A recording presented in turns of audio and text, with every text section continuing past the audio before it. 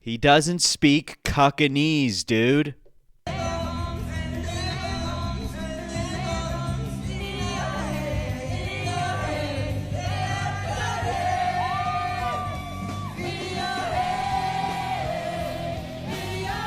I probably will get claimed for this.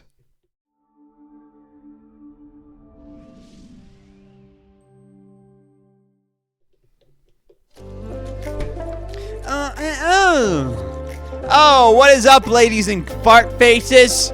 You fucking fart faces.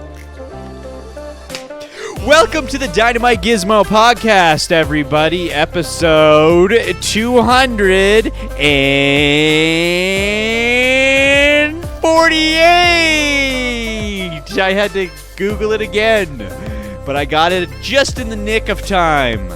Just in the nick of time. Here's today's card. It's tradition around here to show you the card, but it's not tradition to show you what's on the card, but Dynamite will tell you about it anyway. We still don't have a main event for International Fight Week. We still don't have a fight booked for International Fight Week. There's nothing. Ilya's in camp, is he? Oh, yeah, Ilya's in camp, is he? Who's he going to fight? Israel Adesanya? No. I honestly swear to God, I shit you not, I think they're waiting. But I don't want to even talk about that right now. We're not going to talk about International Fight Week right now. My camera's a little crooked. I don't like the look of it crooked like that. How's that? You like that? You like that stuff? Huh? You like that? You fucking asshole. Putting my camera crooked. Gregory, you don't turn the camera crooked, guy. We had a tasty fight. Oh, that was sharp. What is in this microphone? Dude, you should see the discoloration in this microphone fucking sleeve thing. Oh. That was sharp. Something poked me. It was all a nice dark green color when I first got this. And right where I talk, right where my stinky ass breath goes into, it is a pale, disgusting green. We had an interesting fight night this past weekend. Ian Garry versus Carlos Prates.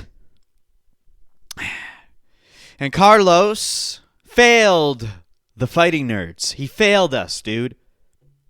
He failed it. He was the first to fail us. Everyone would say, oh, it would have to happen eventually. But does it really? I don't think it does.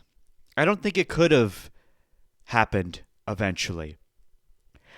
I think that even though that Gary did win, and he was pretty dominant the whole fight, I still feel like Prates didn't put it on enough in the final seconds. I mean, as did most people. I was screaming at my television screen.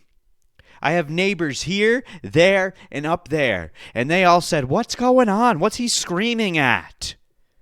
And I said, it's the stupid fucking Brazilian who's not putting it in at the last second. He was there. He could have done some stuff. All right, I have a little clippage here. Okay, it's a recording of a screen so that I don't get fully copyright claimed. Come on, Prates. Come on, go in, Prates. Oh, that was the very last second. There was more. Okay, you want to see it? You can go find a way to watch it. I'm sure you can find a way. There's plenty of ways. Dana White told me that he doesn't care about pirating. He said, I don't care. It doesn't matter anymore. We're not with ESPN anymore, so you can pirate however, whoever you want. He said it to me, so I'm telling you. But I'm not going to discredit Ian Garry. He did what needed to be done. And there was no robbery. It was a clean win. Okay, it did go to decision. It was a clean win. But the thing is it just wasn't the greatest performance that we've seen from Prates. If you watch that fight in the last minute or so of the 5th round, he had opportunities to pummel, punch, squash, kick. But it was as if he didn't do it. But that's okay, dude. That's okay. That fight's over. It's done with. We saw the result. We saw what happened. Ian Garry won. Yada, yada. It is what it is. All right? That leads me into this. Ian Garry is constantly claiming that he is next in line for the title. Okay, there's a lot of guys at welterweight that are claiming that they're next in line for the title, but Garry specifically keeps barking up the wrong tree, as Bryce Mitchell would say. Or maybe in his eyes, he's barking up the right tree. He thinks because of his loss against Shavkat and his win against Prates that he is next in line for the title. The only way Garry gets a shot at the title before even, let's just say, one more matchup would be if he has to step in at UFC 315 against JDM. Against Bilal, if JDM has to cut out. Or I guess if either of them have to cut out for whatever reason, then they'll put up an interim title maybe. I don't know. I'm getting sick of interim titles, though. But Dana White himself confirmed that Ian Garry is the backup fighter for UFC 315. And leading up to this event, through all the media and interviews and whatnot, Ian Garry said himself, I bought a ticket. I already bought my ticket, and I'm the backup fighter. Before it was even confirmed. But we do have confirmation from Mr. White himself. Ian announced himself as the official backup for your welterweight title fight in Montreal. Is that official? Did he just announce that himself? It's official. Yeah. It's official, he says. It's official. I got to turn up the volume on all this stuff because it's very quiet. Wouldn't you agree? But look at this, though, okay? June 14th. Joaquin Buckley is taking on Kamaru Usman, who is number 4 ranked. Ian Garry isn't fighting any time between now and then, unless he is needed at 315, but it probably won't come to that. So if Buckley can take out Usman, we're looking at Buckley, Shavkat, Brady, all these guys, I would say, are next in line for a title shot. Not Ian Garry. Ian Garry's close, mind you. I'm not saying Ian Garry isn't going to get his shot at the title. He is close, but I don't think he's next in line like he keeps claiming he is. There's still these 3 guys who need to step in and get a chance. All right? More specifically, Shavkat. You know, he was supposed to go in for the belt in the first place. And that didn't happen. Okay, and we could look at it like, Arman Tsarukyan did the same thing. He was supposed to go, but he backed out like the very last second. I guess he didn't cut out to the point where Dan Ige had to step in 4 hours, but Arman's not going to get his shot because he stepped out last minute. Even though Shavkat stepped out last minute, I still think Shavkat would be the next one in line to go for the title. Now, we also have to consider Islam, okay?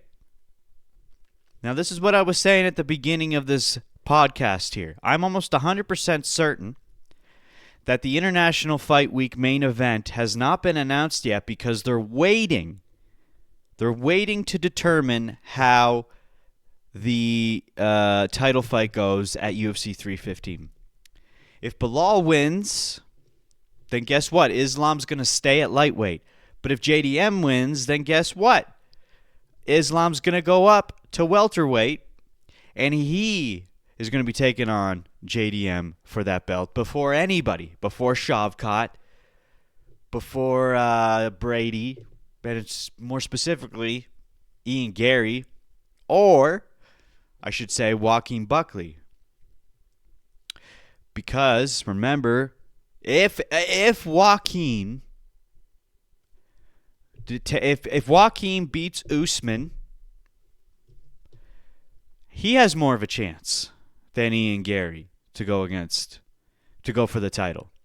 All right? Ian still has a few more steps to go before he has a chance. But you still gotta respect him as a fighter and the mindset that he has. The reason these guys are at the top, the reason these guys are at the level that they are at is because of that mindset. Ian has the proper mindset. He's speaking it into existence. And that really is the only way he will reach the top. Yeah, it is. You have to fight, but you got to have that mindset. So he's got the mindset. He is going to get a shot at the title eventually, but he's not next in line unless he does have to be used as the backup fighter at 315.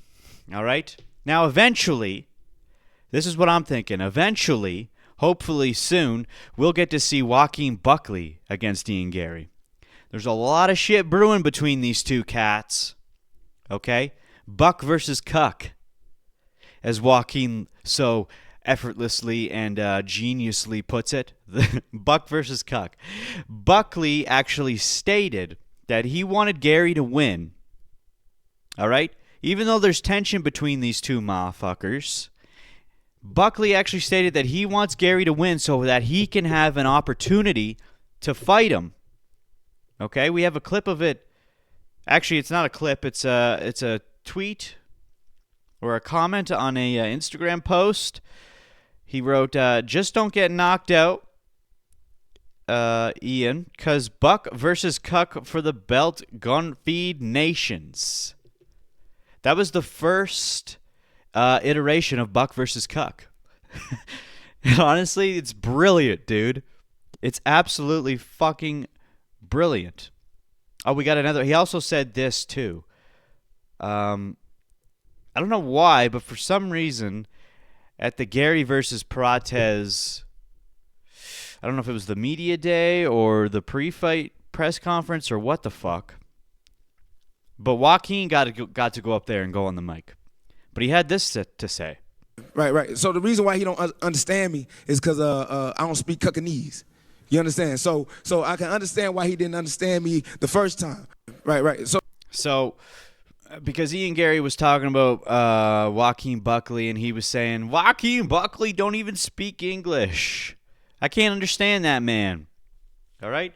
So then Buckley claps back at him and says, I don't speak Cuckanese, brother. That's why you can't understand me, because I don't speak Cuck.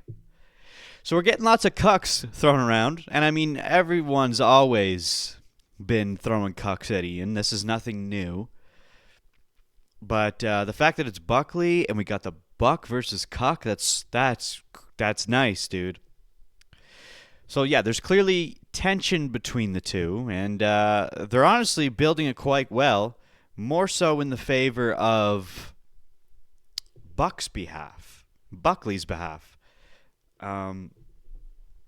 It just seems like no matter when they have an opportunity to confront each other or to potentially come up with a match between the two, it's as if Ian doesn't want to, or he avoids them. A few years ago, they actually had an interaction together at the UFC PI.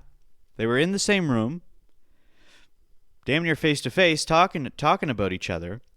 And at this time, Ian Garry was ranked number 14 in the welterweight division, and Buckley wasn't even ranked yet. And I've got the clip here, so let's watch it. Let me turn up the volume a bit. You're not ranked. Okay. You were offered to fight a ranked guy. Okay. You did. You said no. Okay, that's true. Right? Then you said, why don't you fight me? No, I gotta get You're in this now, right? I gotta get a minute. I'm fighting 8 in the world. Why would I look down when I'm going this way? Yeah. You should be calling me out. Yeah. Because I'm up there. Yeah, right. That's the right thing. That's the right but thing. why would I go backwards when I'm trying to be the best in the world? Because I got a That name. does not. I don't give a fuck if you got a name. Damn, If no. your ranking's not higher than mine, nothing to do with it. You want that too. You're not ranked. Okay. You All right, so it's just we're seeing a lot of this. Now that was 2023, I believe. At this time, Ian wanted nothing to do with Buckley because in his mind he would be fighting downward, which he said in the video. And it's like, okay, yes, that makes sense. But this past weekend, he just fought Carlos Prates. Ian Garry just fought Carlos Prates, who was very much below him. Ian was 8, if I remember, or somewhere around 8 this past weekend. And Prates was what, like 12 or 13 or something? So he did exactly what he said he wouldn't do against Buckley, but he did it to Carlos. But even after winning against Carlos, it now did push him up one spot higher in the rankings. If you took a look at the rankings, Ian Garry is now ranked 6, and guess what? Buckley is ranked 7. And going into this, Buckley was actually ahead one spot of Ian Garry before this past weekend. So as it sits right now, they are neck and neck. So if there ever was an opportunity for a solid matchup, this would be the time and this would be the matchup to do. Gary's ranked 6, Buckley's ranked 7. At the time of that video we watched, Ian Garry was ranked 14. Buckley wasn't even ranked yet. Now look at where they are. They are neck and neck. And if Buckley wins against Usman, like I said, that'll push him right up to number 4, way ahead of Ian Garry. And then what the hell is Ian Garry going to say? All right? Now, I love Ian Garry, and I'm not trying to shit on him, but I'm just stating what's going on here. Buckley, so here's what I'm... If Buckley wins against Usman, put Garry up against Buckley, the winner of that fight is next in line for the title, whoever it is at that point. Okay? Because let's say JDM wins against Bilal. We don't know, but there's a chance Islam's going to go up to fight JDM. And that's the match that will happen before anything. So that means Ian Garry and Buckley aren't going to have their chance at the title. So they should fight each other. In the meantime, okay, then Islam and JDM would fight. Whoever wins that, then you put either Ian Garry or Buckley up against. That is the perfect way to do this. Oh,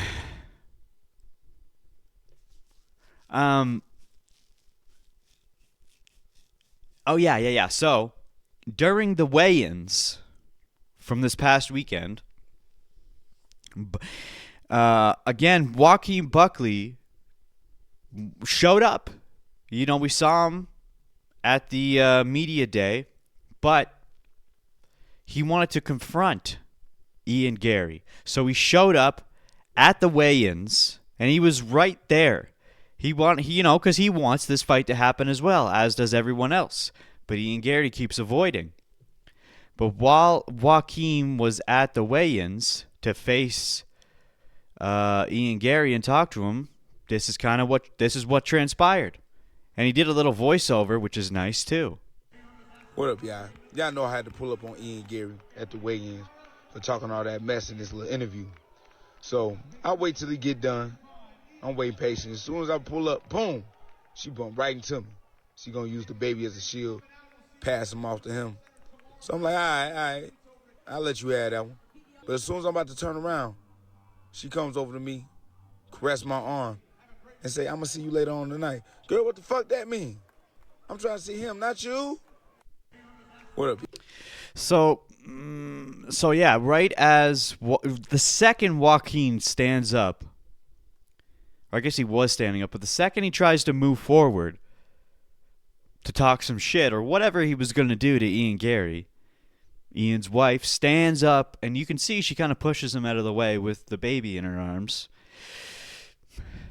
to prevent Joaquin from confronting Ian Garry. And the security guards were kind of blocking the path too. But like I said earlier, there's this whole kind of background story, this background narrative about Ian Garry and his wife and the book that she wrote and where the Cuck rumors came from. There's a whole splatter of information, a whole road you can go down about Ian Garry and his wife and why he would be considered that way. But It's way too deep to dive into right now.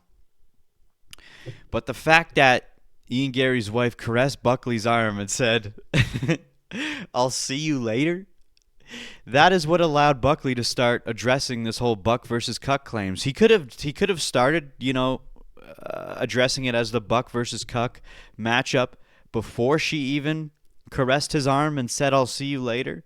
But the fact that she did that just completely allows him to go ahead with that narrative.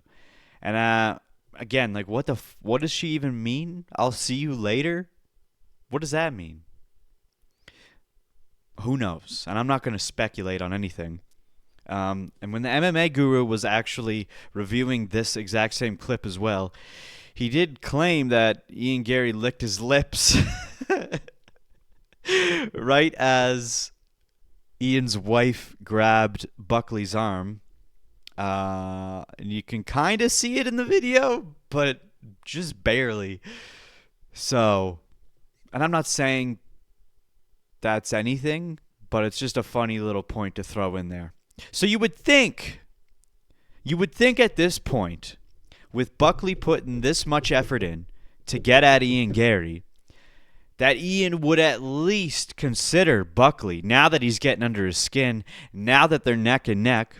You would think that he would at least consider Buckley, all right? If Buckley's pissing you off at this point, if you don't like the shit that he's saying, if you don't like that he tried to get in your face at the weigh-ins, then why the fuck don't you want to fight him? You would think that he would want to at this point. But even at the post-fight press conference, as soon as Joaquin Buckley was brought up to Ian Garry, Ian had this to say. Was in here earlier, Joaquin Buckley. There's some back and forth. That man is an absolute pussy. I don't care for anything he has to say. Leave him to be him, and let's move on.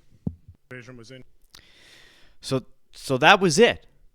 He didn't go any further. He didn't dive any deeper into Joaquin Buckley. As soon as Joaquin was brought up, he shut it down immediately and just called him a pussy. He's not even considering Joaquin Buckley. Okay, and later on in that interview, Buckley does get brought up one more time, and he said something. The media person said something like, "What did you think when Buckley showed up at the weigh-ins?" And Ian Garry pretends like he didn't even see him. He pretends like I didn't even see him at the weigh-ins, which he clearly did. He was talking to him. He was pointing at him. So I don't know. It just kind of seems like he's just straight up avoiding Joaquin Buckley altogether. But we all know at this point he really has no choice.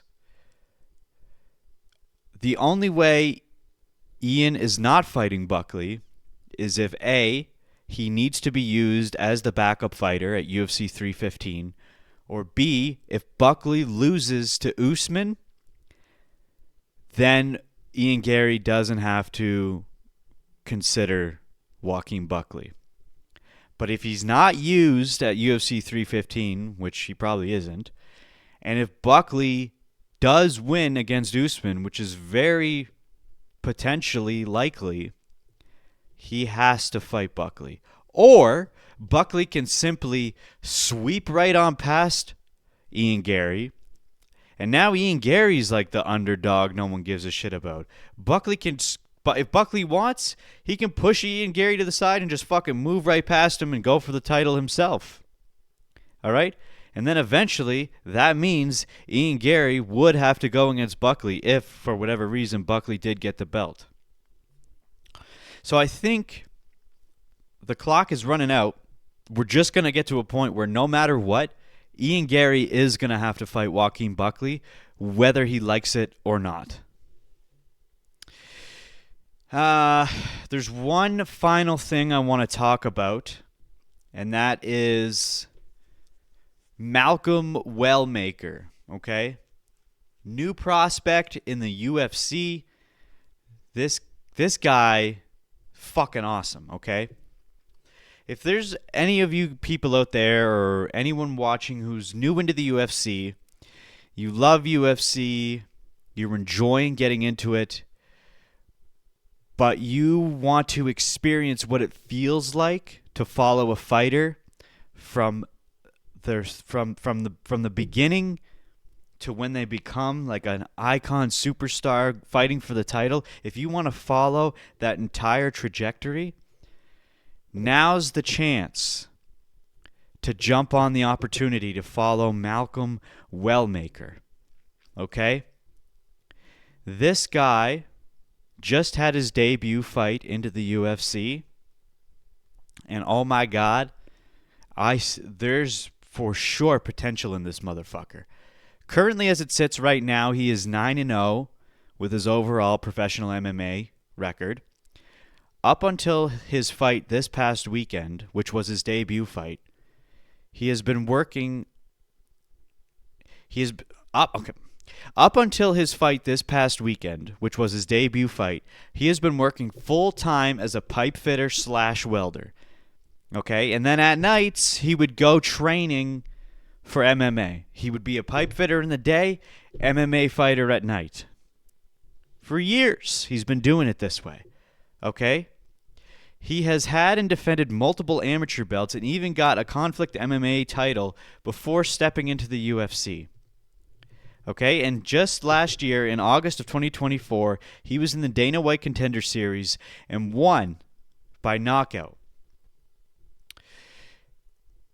And it was a great performance. And if you've been following him after that Contender Series fight up to this past weekend, he's been regularly posting about the fact that he is a pipe fitter. And it was an interesting storyline to follow because you're like, okay, let's see if this cat can do something. And this weekend he debuted and fucking won by knockout. Not only that, but he received Performance of the Night. He received a Performance of the Night bonus. And leading up to that, he said that he made a promise to himself, and he even announced it prior to having this fight, that if he got Performance of the Night, he would quit his pipe fitter job and focus his full attention on the UFC. And guess what? That is exactly what happened. He got Performance of the Night, won by knockout, and he ended up quitting his job. This is his post here. I just quit my job. Earlier when I talked about Ian Garry having that mindset, that winner's mindset is what you need in order to achieve ultimate domination and success in anything, but specifically the UFC, we're witnessing it here with Malcolm Wellmaker. We're witnessing this man's dreams become reality. And we get to see him move forward. This is the first step to greatness. All right? This past weekend was the proving ground. This was the make it or bake it event. And he did it. He came through and he quit his job. Now imagine the drive, the motivation, the pure euphoria this guy is feeling right now. All right? Absolute hunger in this man's eyes because he has no choice at this point but to absolutely fucking dominate. He had a well-paying job, but now fighting is his full-time effort. Okay? Think about anyone in the UFC. Think about, let's just say, Conor McGregor. Okay? He was a plumber. Okay? Same sort of thing. When he said that if he got to a point like in the UFC where he didn't have to work anymore, he was going to quit his job, and look at the reign that he had. And I'm not saying Wellmaker is going to be the next Conor McGregor, but it is an interesting aspect. It is an interesting person to watch and keep an eye on and to see the progression of this man and what he is going to do. It's one of my favorite parts of watching the UFC. You get to see guys manifest their thoughts into existence, into reality, and we're witnessing it firsthand. It's so inspiring. Even if you're not in the UFC, you can use Wellmaker's story in your own life. Use it. These are the kind of guys to follow and pay attention to. Okay? Because there's always the big name. There's always the big name. But you didn't see how the big name got to where they were. You didn't get to see the big name rise unless you... I'm talking about the people who are just get fresh into the UFC. Now's your chance. Now's your chance to hop on the Wellmaker train and watch as this guy progresses from nothing to potentially someone amazing. The hunger and drive for Malcolm is bigger than it'll ever be right now. All right, and it's going to continue to grow throughout his career. And I cannot wait to see where it takes him in the UFC. It is such an amazing story. Absolutely amazing. Okay? And that's all I really have to talk about because the UFC right now is at a weird spot. Nothing's really being announced. Okay, Dana did confirm that Khamzat versus Dricus is happening, but we don't know when. He keeps saying Jones versus Aspinall is happening, but again, it keeps getting delayed. And now Tom Aspinall has the record for the longest standing interim champ, and John Jones has the second highest record for the longest reigning heavyweight champ. Because they're just sitting around doing nothing. And it's John Jones' fault, obviously. But we also don't know what's happening for International Fight Week, which is coming up in a couple months. So we're at a weird position right now where nothing's being announced. There's nothing being announced. And I'm hoping that once UFC 315 comes to an end, we're going to get a flurry of shit.